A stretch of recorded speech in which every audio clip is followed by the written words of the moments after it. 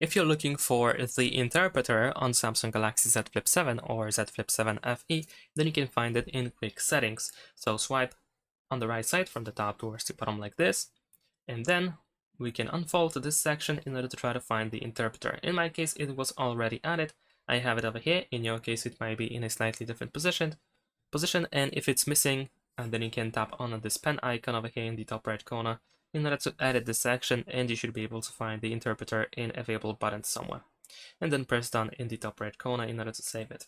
So let's go to the interpreter. Over here we need to press continue to grant permissions. There we go.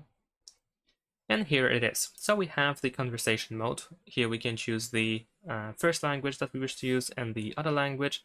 And if you wish to have more languages, then you need to go to add languages and we need to download language packs. So in my case, I have these two languages. And now we can, for example, press this microphone in order to start listening. The phone will start listening, and whatever we say now out loud, it will be converted into the text. Once there is a pause, then the text will be translated, and the other microphone will start listening. So it will be switching between these two languages, and it goes on and on and on and on. And of course, you can manually press on the microphone in order to start and stop, etc. And you can pause and play the text by using the play button. And also, we can switch between different, we can rotate this side, for example, so that it might be a little bit more convenient to use when standing face-to-face with someone. There's also the cover screen. So as you can see, we can toggle this option for the cover screen, and as a result we get the translation over here as well.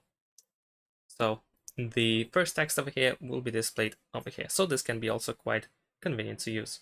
If you want to, you don't have to use the microphone. Instead, you can simply tap on your section and you can write anything over here, or you can, for example, clear or fix something, etc. So as you can see, this can be done as well.